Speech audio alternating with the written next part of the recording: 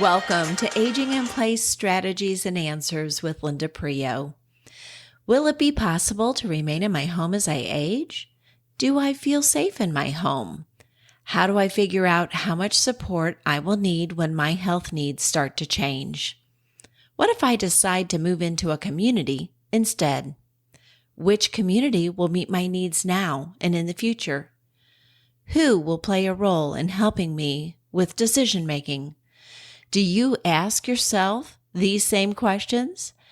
Aging in Place Strategies and Answers can help you gain practical knowledge that will help you create your own Aging in Place roadmap.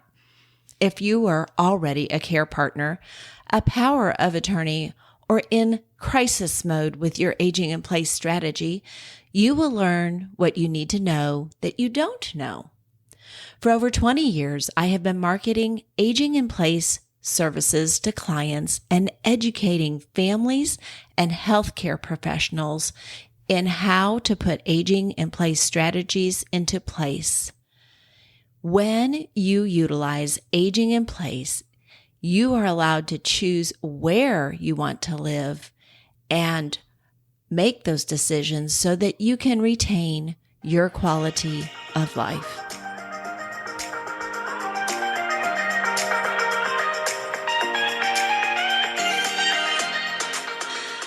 Welcome back to Aging in Place Strategies and Answers. And I'm so glad you're here today because we are going to be talking about dementia and so much more. So please stay tuned in today. Dementia statistics tell us that you either know somebody with dementia personally or you've heard of someone who has cognitive decline or a memory impairment. In fact, I just read a statistic yesterday that said that dementia is the 5th leading cause of death in the United States. Unfortunately, it seems like it's 1 in 5 for men, but it's 1 in 10 for women. But regardless of the statistics and what we think we know about dementia, my guest and I have a wealth of knowledge and experience, and what we hear pretty much every day is that it's really hard to communicate with somebody who has dementia. Family members want to communicate with someone who has dementia. Caregivers want to provide good care for someone with dementia, but sometimes it's just hard to interact and create connection. And we're just not built knowing these things. And so that's why I'm so glad Marie Mohr from Project Present is with me today, because the person with dementia really does want to make a connection too. Everybody has a story to tell. And when you can create and tap into that experience, you're going to have a better interaction. And believe me, a better day if you can. But you need to learn some tips and tools from a professional that has been there and done that so that you can be successful with your family member or the person you know, or maybe a friend of yours who needs to listen to this podcast.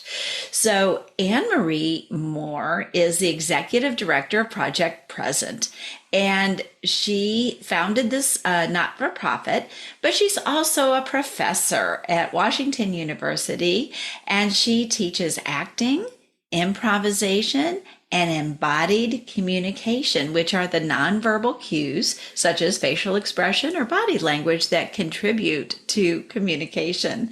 But she is also a certified dementia practitioner, and she has performed nationally and internationally in her career. So we are so glad to have her today with us. Now, many of you know that I came into the healthcare field outside without any former knowledge, and the first people that I worked with were nurses.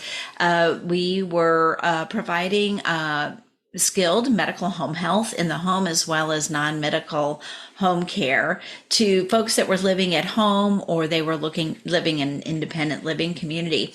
And I would hear the nurses talk about reality orientation, sometimes called RO. And sometimes I think we practice this unknowingly, unwittingly with folks that do have dementia. And it is a care technique designed to help individuals who are exhibiting some cognitive impairments to maintain a sense of time, a sense of place, maybe even who the people are in the room. Usually there's cues to say, today is Friday and it is 2 o'clock in the afternoon. And this is what we are doing right now. And sometimes that can be really effective, and sometimes it can be very detrimental in later stages. Anne Marie, please say hi to my listeners. And I'd just love to hear from your experience what your thoughts about reality orientation are, and maybe some things that you've witnessed about it, because definitely it has its place. We see people putting sticky notes up all over people's houses: drink your water, take your meds, take out the trash, that kind of thing. What are your thoughts after you say hello to my listeners? Yeah, hello. Thank you so much for having me. I am thrilled to be here today. But yes, yeah, I think I see a lot with reality orientation. Probably a lot of stress, agitation, and conflict can occur. You see this happening, right? Because, we really we think we're helping our loved one, like, no, this is what is happening. But I think that understanding of that the individual that you are caring for that is living with some sort of neurodegenerative disease, brain disease, the brain is changing. So their truth and reality is also changing. So they really truly believe whatever it might be. So an example could be, I was working with a caregiver once, and uh, she said that every night her husband was on the beaches of Alabama. And she would Okay. say to him, no, we're not. We're in our living room. And he would get very upset, right? His truth, his reality was he was on those beaches of Alabama. And so conflict would occur between the two of them. So she finally, I think, I forget how many nights this occurred, but then she sort of just accepted one night that they were on those beaches, and we didn't have the conflict ensue. Her husband was right there, she was right there, and they were sort of sitting on those beaches together in their living room. So I think, we see it in lots of different occasions. If we can meet the person with their truth or reality and accept where they are, we tend to have a lot less stress, conflict, and agitation occur because the individual truly believes that. And as the caregiver, you're able to accept and understand that because your brain is like that full forest of trees that is working for you. Whereas someone living with dementia, I kind of create this like image, right? The brain, if it's a forest of trees, those trees are slowly starting to die off. So what we see happening is brain changes, and those brain changes occur and can have things impact, your reality and what you believe truly to be. So I think that is a little example. I can share more, but that, yeah, would be where I would start. Yes, and I think we sometimes forget, and because I don't work with dementia people every single day, but there's a lot of anxiety in a diagnosis like this. The recognition that things are changing in the brain, not being able to express yourself as you used to be able to express yourself, not to be able to find that connection with another person, and also just being disregarded, like they have dementia. So Right. just, put them over there, let them take care of themselves. They'll be fine. So I totally agree with you that we see that joining them in that journey Mhm. takes a little bit more effort, but the benefit for the person with dementia and the caregiver, as you discussed, is good. So here's an example that I have heard of and have seen witnessed. And so maybe somebody else has had this experience in their family or with someone that they know. But when we practice reality orientation, this can be one of the results from that. So my example is Fern. And Fern suffers from some cognitive decline. She's getting about mid to late stage dementia. And she tells her family that she needs to go and pick up her husband's shirts from the dry cleaners, and she needs to go now. And she's looking for her keys, and she's getting agitated, and she's getting upset because she doesn't have keys anymore. Plus, she doesn't know where she left them. So things are starting to escalate. And her family, who is with her at this time, is looking from one to the other like, okay, dad's been dead for 3 years. This is not good. Mom's going off the wall about going to the dry cleaners. Where is this coming from? And then one bold family member says, Mom, I, I, Dad died 3 years ago. And Fern loses it because Fern doesn't remember that John died 3 years ago. And now there's tears and there's more anxiety. And she thinks she missed her husband's death. And so think about that playing out in your own living room with your own loved one. And that would cause you to really think hard and long about how you're going to handle these questions or these situations when they occur in your own family. Or in your career field, or maybe you work in a business and somebody with dementia comes in and is talking to you, and all of a sudden you realize that their reality is not the same as yours. So we've got to be prepared for that in our world where we live. So enter Project Present. And Marie, the founder, please share how your performance, your improv, your background, your knowledge, your experience led you into this new way to communicate with dementia, with folks who've been diagnosed with dementia or cognitive decline, and then how you launched Project Present. I imagine it was a process. It was, yes, yeah. I used to have a business, so I'll try to make this a short version to answer that. That's okay. A business called Mohr Improv. So I would work with just different teams, businesses, organizations, really trying to improve communication, team building, collaboration within an organization. And there's a larger nonprofit here in town called Memory Care Home Solutions, and they had hired me in to train their staff. And so they specifically work with caregivers and individuals living with dementia. But I was coming in simply to train their staff on some communication practices and collaborative training. And afterwards, the executive director asked me, she's like, have you ever thought about your work in the field of like caregiving and dementia? And I really think about my work, how it connects really to any time human beings are connecting with each other. But I had never thought about the connection to, Alzheimer's, dementia, brain disease, caregivers. But then I got weirdly obsessed and I started, doing research, seeing what was being done. At Northwestern University, they were doing something called the Memory Ensemble. So they were having improv sessions with individuals living with dementia. So I reached out to, there was a physician and then a theater practitioner, and I got in contact with them and started learning about what they were doing. I saw there were other things just sort of happening. And I, ended up kind of fast forwarding a wee bit. I, went to the Knight Alzheimer's Disease Research Center at WashU, and I got to go through the physician's training program. And I created a couple of different programs and went back to Memory Care Home Solutions and said, do you want to, partner? And so they were lovely and said yes. So they kind of allowed me to provide some programming for their clients. And we received a grant from the Regional Arts Commission. And so we had these 4-week communication trainings for caregivers. Then we had improv sessions for people living with dementia. Then we had improv sessions for people living with both dementia and their caregiver. And so things just kind of progressed. And about a year and a half or so later, I started Project Present as its own sort of 501c3, so that we are now, it's been since 2018, and we're now, offering, really 4 different types of programming.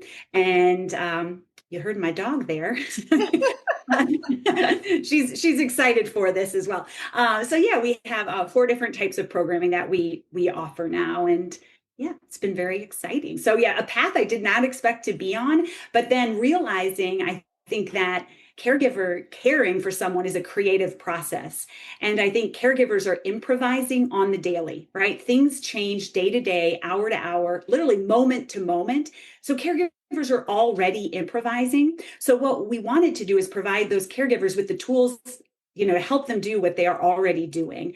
And this is actually like a field. It's called applied improvisation. I'm not making it up. It's, an international network where we have these people take the guidelines and skills that are inherent in the craft of improv and they apply them to other groups, to other organizations, to other individuals to really benefit those individuals.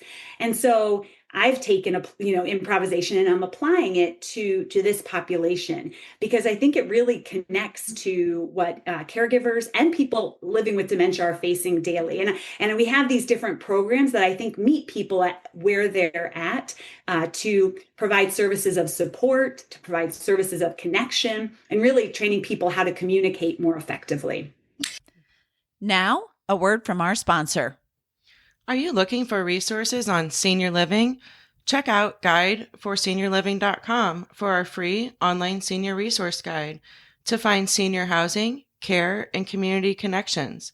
Start searching now at guide4seniorliving.com. That's guideforseniorliving.com to find the contact information for senior housing, care, and community connections. Now let's return to the podcast.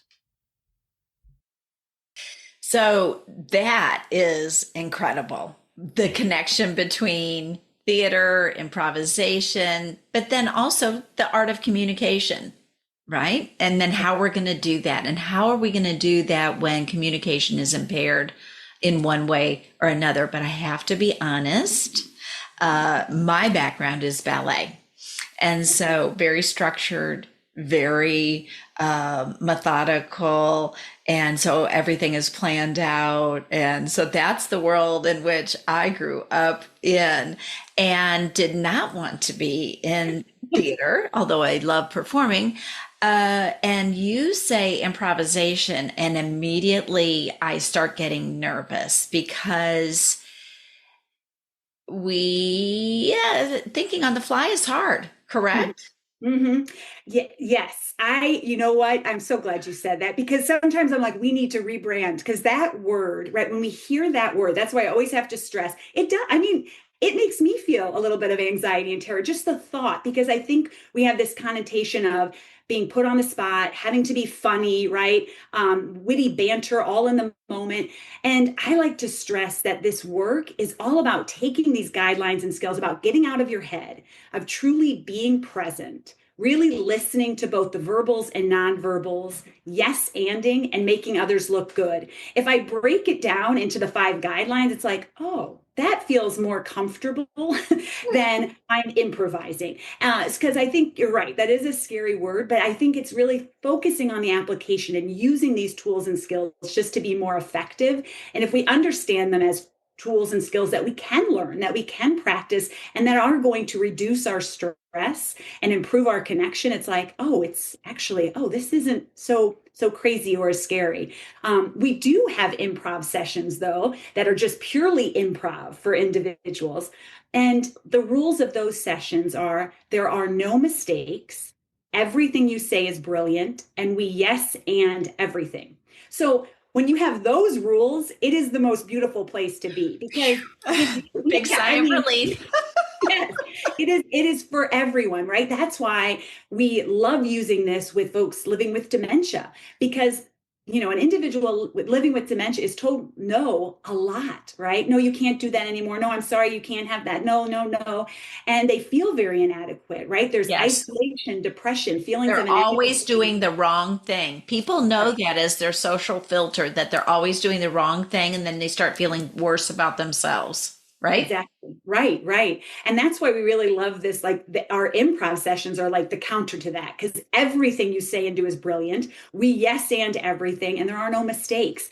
And it is a lovely place to be because we really focus on that in our improv sessions, like really allowing people to have that creative outlet when they think like I'm not creative, but then all of a sudden they're saying something, they're working with others, and it's really amazing that connection. And we've been studying this for years. We use this Yang smiley face scale. So we have people come in at the beginning of a session and we see, there's 5 different faces from very sad to very happy. And they'll, note what they're feeling at the beginning and then again at the end. And it is amazing the mood, how much we see mood improve in individuals. And perhaps for someone living with dementia that comes to a session, people are like, oh, they probably forgot about the session. If they did, that's fine, but the mood is what stays. And that's what we Yes. care about. Right? That feeling or mood is there. If you're in a good place, that good place has a ripple effect on your caregiver, on your, other people you're around. So we're really excited about that mood and attitude, that contagious energy that is positive is really what it's about. That's amazing because I know that the role of a caregiver, whether you're at home or whether you're working in a community, is really hard role. So anytime that you see that the residents are, or the participants or the patients are engaged and are happy, you've had a great day. It makes everything so much easier. So now that Anne Marie told me that I'm not going to do anything wrong and everything I say is going to be wonderful, I'm going to use our example again. And the one I gave you about Fern, who said she had to go to the dry cleaners and get her shirts for her husband. But this time we're going to do it a little bit different. Instead of having the bold person telling me that my husband is gone, Anne Marie's going to use her techniques to guide me out of my anxious state. So are we ready, Anne Marie? Right. Yes. Okay. Oh my goodness, I've got to find my keys. I've got to get somewhere. Where are my keys? Where's my purse? Oh my goodness, I don't have my shoes on. Well, I have to go. I don't know what to do first. I don't know whether to get my keys or my purse and I can't find anything. Can somebody help me look for my keys and my purse? I need to go. I need to go now. I have to go get John's shirts. He needs them. Can somebody help me? Please, I've got to go.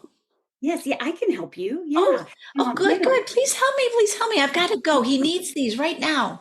Right. I think, yeah, there's so much that's going on. Maybe, what we should do is let's write down a list because there's so much that you have to do. Oh, And yes. right, Okay. and I'll get us a cup of tea and we can sit down and Oh, write down a list I and like tea. I like okay. tea, but Yeah.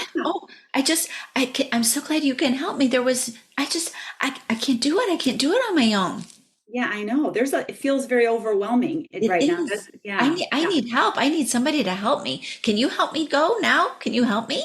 I will help you. I'm going to help you. And I think what we need to do is let's just take a moment because I know. Oh, great. Let's breathe. Yes, that's a great tool, breathing. I love that. Yes. Oh my gosh, I needed that breath. I thought I was going to pass out. Good. Well, let's just sit and let's get ourselves a little more. We can figure out what we need to do and then we'll go from there. But I'm here to help. Thank you. Thank you. Yeah. So immediately when Anna Marie listened to me, I felt like I had somebody who could help. And this situation is something that's repeated every single day in many, many households. I've got to go. I've got to go now. I've got to go looking for my children. I've got to go get the cows out of the field. I need to go to the store. Mm-hmm. And you just gave me the breath I needed and the acknowledgement that you were going to help and not the no's. I did not hear one no. So you're good. No, we can't go now. No, we can't do this. I think that's like, yeah, meeting right. You were at the end of you we're feeling very, that agitation, that stress. So sometimes we might not always understand what the person is even saying. That we might be confused, but we can connect on the emotional level. Like, I see you're very frustrated because that's a very validating comment. People need to feel seen and heard and understood. And sometimes if the person's like, I got to do this, the cows, the milk, and you're like, I might not know what they're talking about. But if we can connect on the emotional level, that can be a real point of connection that can really help reduce some of that stress. So I think seeing that you were very, very agitated and stressed, we could connect there, but also accepting. And obviously we didn't really have to get into, but saying like that your husband had already passed away, that is just bringing up pure trauma for someone to experience that truth or that reality all over again. So that would be something, right, we would want to obviously avoid. And like I've said, like it's really a spectrum of how you can use these tools. This a tool we use is called yes and. So it's accepting and building from the reality of what the person is coming from. So yes, I know you need to leave and I'm going to be here to support you. But we can use this in all sorts of different ways of really accepting and building from where the person's coming from. Like the Alabama beaches from the caregiver earlier story. And we can also use it in situations where people are, dealing with something maybe even more challenging. I've had people say, well, I could easily be on the beaches of Alabama. My mom has horrible hallucinations, and you want me to use yes and for that? And I'm like, yes, I do. And But yes. And once again, though, it's connecting on the emotional. So if I think all of us, if someone was dealing with a horrible hallucination, we'd probably know that there's nothing there. Don't worry, it's fine, is our immediate reaction. But for this person who might be seeing something that is terrifying, to tell them that it's not there, that's only going to escalate, the feelings, because they see that. That is their truth. So I think what we can use is, yes, I know you're terrified and I'm here. Yes, this is really scary and it's going to be okay. So still that yes and tool can be used to really meet the person where they are and build. So just kind of giving different examples, because I know everyone has a different sort of comfort level as to how to, like you said, improv or approaching things. For some people, they feel like they are lying to their loved one. But I think when we start understanding that we're accepting the truth and reality of the individual and meeting them where they are, and we're living in that truth with them, then it is a real connection. It's really maintaining integrity of that person. yes, and because sometimes exit seeking is a problem, Anne Marie redirected me to the kitchen table, which was away from where I was desperate to get to and back to some other place, so that people probably really didn't even realize that you were doing that. But that is something that we have to do sometimes with our loved ones or in communities. We have to redirect away from the exact place that they want to go and then begin a new conversation, so that now we're making a list, we're checking the time of it. And I'm sorry, I didn't remember that those shirts needed to be picked up. What did your husband do? And sometimes they're going to be able to answer those questions and sometimes not. I don't know, but he traveled a lot and I took his shirts and, sometimes he'd take me on. I mean, all of a sudden you're going into some other place in the conversation. And now the door is not important. The keys aren't important. The purse isn't important. The shoes are not important. The shirts are not important, but certainly it does take time to validate and connect and communicate with people. So reality orientation can be helpful in the very early stages where you still have the ability. Somebody can still read a sticky note, although we know that people stop looking at sticky notes. Maybe buying a clock or something that would help them to know the day, the time, maybe even speak the hour to them. But there's going to be a time and a place where the reality orientation may not be effective. What about your techniques, Anne Marie? Is there a stage at which they all work, every stage, or not? Yeah, I think really kind of, if we think of it as meeting the person where they are, it'll be really working through all of the stages. So, because unfortunately, I think that's one of the reasons why we use improv, is there's so much inconsistency when we're dealing with dementia. It's Yes. not as clear of a road. It's not like, well, this will happen and then this will happen. So, you're really having to learn to apply these skills in the moment and just have these tools to use when you feel like it'll work for you. But yeah, you're absolutely right. Having, labels in your home can be very helpful, but then you start realizing those are no longer serving. So then we have to move on to other strategies and techniques. So it's kind of always, like I say, kind of being able to be flexible is one of the key pieces, and that's what we try to teach in these sessions and workshops that we do. Is that I think caregivers really like tap into their creativity as well as their flexibility, as well as their ability to let go of control. I think is where we see people having more success at using and applying the techniques, because I love control. Oh my gosh, I love my list, I love my control, my agenda. But it's like, when anytime you're working with another human being, we have to learn to give that up, because you never know what someone is going to offer. So we really have to, I think, then when caring for someone living with dementia, is on another level of letting go. And that can be really difficult. But I think we can have a lot more success and reduce our own stress when we learn to do that. So I think these overarching guidelines, I think I mentioned before, just like kind of getting out of our head, which is the hardest one by far, Yes. right? And that one, I think caregivers are up there all the time because they're worrying, what's going to happen? What am I going to do? Oh, I shouldn't have said that. I can't believe I did that. Oh, now he's going to, right? And we have this spiral and this flurry of worry, I call it. But normally, when we're up here and all of that is going on, we have to just ask ourselves, is this serving me? Most of the time it's not, Right. most of the time it's what it's doing is it's keeping you up here, it's raising your stress levels, it's making you feel yucky, and it also doesn't allow you to be present with the person that you're with. And what we do know is that sort of presence, engagement, and energy and attention really helps connection, really helps communication practices. So when we can have that presence, when we can listen, and I always talk about not just listening to the verbals because those change, but Right. the nonverbals are our most honest form of communication, right? And that's 80% of our communication is done nonverbally.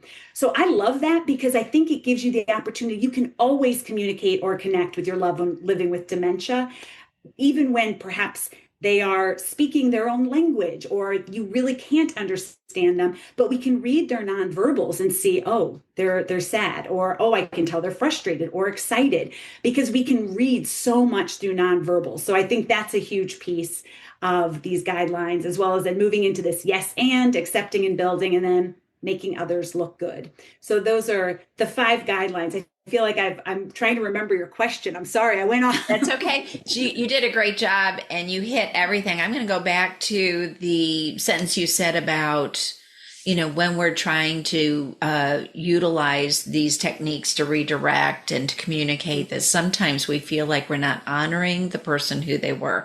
So today I talked to an engineer. He actually invented foam board. He wasn't demented, but the point being is that this is a smart engineer. And I mentioned to him that in the day program, I had met a fellow engineer who used to work for Monsanto, and he invented one of the sweeteners, and had dementia. So many times we're dealing with high level executives, doctors, lawyers, all kinds of people. And then I can see where the family members like, how do I respect a person while pretending like this person's on Alabama beaches? Well, we had a gentleman, and he was an exec, high level exec. And if I can guarantee you, at his stage of dementia, if his wife presented him with an agenda for the meeting, he would have been more frustrated than if we just allowed him to be present in who he was at his stage and enjoy his day. Mhm. We cannot take somebody back to who they were. We can only honor that and bring them forward in the most respectful way Mhm. possible. And that's the hard part, is that we're remembering who they were instead of Mhm. engaging who they are now. But this is the biggest level of frustration that people will bring to the table and bring before you when they're having these conflicts. And so it's like, what do you want to create in your experience? And so then we have to change. But I bet, because I told you I was a little nervous, what is like the biggest thing getting to somebody to do the yes and, or what's your pro tip? You kind of mentioned it, but some pro tips to help us get over ourselves and just embrace what's before us. Right. I think when you're doing this in a lot of times when we offer these, it's working with other caregivers. So you are with a group of individuals that are really walking your walk, right? They are also caring for a loved one. And so I think it's also just with any group, you have to scaffold so that people feel comfortable. Like you said, if you hear the word that you're going to have any sort of improv or even just communicating in front of others, that's a Oh huge yeah. deal. And so we always start even with just nonverbal, because actually, as a caregiver, learning how to be more effective with non-verbally speaking, showing with our face, with our body, because that alone can communicate to your loved one living with dementia, as well as reading others. So we start off where individuals don't even really have to speak at first, so Okay, that's good to know. Yeah, we layer on skills, and it's really a mixture of, we're learning tools and strategies, and then we're practicing and playing. We have opportunities Okay. for laughing. So it's a real mixture. And this program, I'm really actually excited that you brought this up. So pre-COVID, we had this 4-week caregiver intervention, and we were running that. And then really after COVID, that sort of died off, and we had all of our other programming, but we've brought this back, and it's actually being studied by WashU. So we have this 4-week intervention that's been studied. We've gotten through a couple of cohorts, and we're moving on to our last group.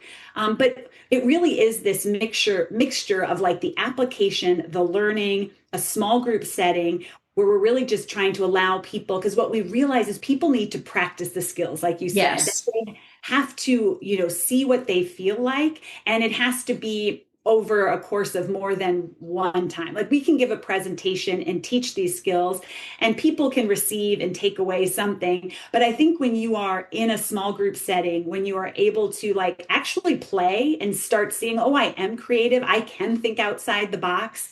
It's really amazing what people will come up with and how much they are willing to share, and it's very powerful. I think it's those dynamics of sort of scaffolding the exercises, keeping it small, and having people that are really in your shared experience is what enables people to do the work. And also following those guidelines that I brought up. Like if we are Right. really having each other's back, making each other look good, really listening, being present, getting out of our head, it happens, right? That's what is the success of these guidelines. So yeah. That's really wonderful. What are some of the people who participated in your workshops, had they come back and then offered you how it went for them when they tried these techniques? Yeah, well, fortunately, WashU is doing loads of research for me. So I get lots and lots of feedback. So they are Great. doing interviews, they're doing loads of tests. And I think some of the skills, what we've seen is caregiver burden decrease. Good. Caregivers feel they have more efficacy. So they feel like they have tools.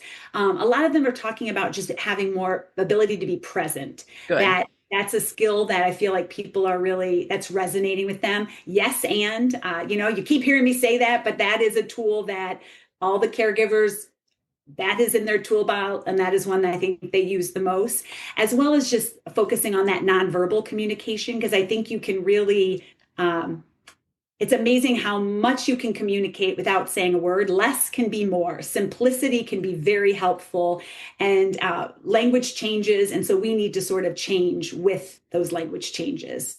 Yes. Yeah. So that is good, because I agree with you. People do need, it's just like with anything. When you apply your mind to learning and understanding, then it's not as scary.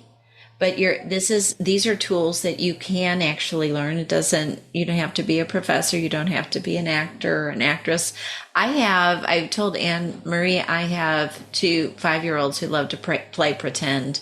And so I like to play pretend with them because they have so much fun in their imaginary world. And we have fun together when we're pretending. And so, it's something that can be used with young children, and then bring it back in a more appropriate, mature way with the person that you're working with. Now, Anne Marie, what is the best way to connect with you so that people can kind of see what you've got going on, and maybe even get into a workshop? Yeah, yes. So we have a website, so projectpresent.org. Okay. Um, also email projectpresentstl at gmail.com. And then you can also call at 314-749-8302. And then we're also on LinkedIn, Facebook, Instagram. So we got lots of ways to get connected. But yeah, our services are, open to all. They are, we try to provide free services to folks. So yeah, we'd love to have anyone that wants to get more information get connected. Wonderful. And I am going to put those in the show notes for those who are driving and listening or not able to write things down. I'm going to have that for you. And I cannot thank you enough for bringing this forward to us so that we can try to do better and to take our time and slow down, and probably going to see a lot of benefit to these tips and tools that you've given us. And I like the two words, yes, and. Yes. Oh my goodness. We definitely need to get those shirts from the store. And I think it's going to be good for us to go into the kitchen and get a pen and paper. Maybe we'll find your keys in there. Let's sit at the table while I find these things. And then all of a sudden the de-escalation happens. But it was really just two words. Yes. Yes. I hear you. Let's do this next. And so that is easy for somebody to remember. I always support caregivers in my podcast. I have from the beginning. I've been a caregiver and I've been a care receiver. And so I just know how important it is to strengthen and encourage our caregivers. So from your experience, what caregivership trip would you like to share today? Yeah, now I think I'd like to, you did my yes and, which I think, but I also just, I'm when sorry. no, I'm glad. Now I get to do another one. I have a few Oh, rolling. good. Good. I think a big one is, I think as a caregiver, it can be very stressful and we don't always have loads of time. A real big piece is self-compassion, self-care. And Amen so on I that. do a lot of breathing exercises. So with any caregivers I work with, because it really takes like 30 seconds there's all sorts of different breathing exercises. And people are like, nope, that doesn't work for me. That means you haven't found the right one. And I will help you find a breathing exercise because I truly feel it's one of the fastest ways to get you from that stressful, agitated place. In 30 seconds, you can get, bring yourself down to a little bit more calm. And I think we operate better as humans when we're not up in this place, but when we can be more calm. So I think for a caregiver, finding breathing, taking nice deep breaths, it would be a huge tool that I would love for them to use just to help themselves and just make sure that you're being kind to yourself and treating yourself as you would a friend. I always say to caregivers, we are so hard on ourselves and what we're doing. What if you were talking to your friend and your friend was you, right? What would you be saying to them? And let me tell you, we would be so kind and so supportive and so generous. So I'd like to stress both of those things. So breathing and treat yourself like you would treat a friend. And Marie, I was on your website and it looked like you had a video about breathing. Is that right? Oh, yes. There are breathing videos there. So you can check those out too. Something so simple and it can trick your body into a whole different state of relaxation and bring you down into a notch where you can actually function again. So I thank you so much for being here with me today and sharing this valuable information with my listeners. And I wish you tons more success. Oh, that's funny. More. Oh, never mind. And Marie Mohr, Project Present, not for profit. And please go to her website to look at some of the things that we've talked about today. I will have her contact information in the show notes. I thank you for what you're doing for caregivers and for those who have dementia so that they can live their best life at any stage and not feel like they're less than.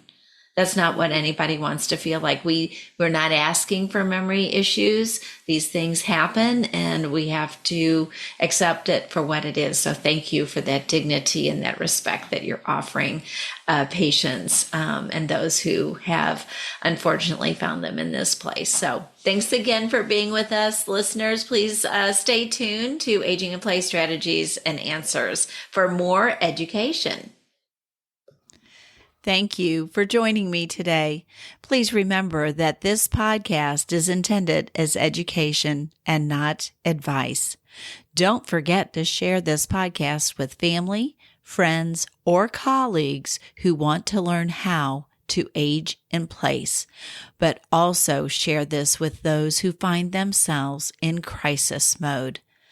Please go to my website, seniorsupportstrategies.com for more information. When you subscribe, to Aging in Place Strategies and Answers, you gain access to premium content and professional tips on creating your own Aging in Place roadmap. As always, I value the time you spend with me.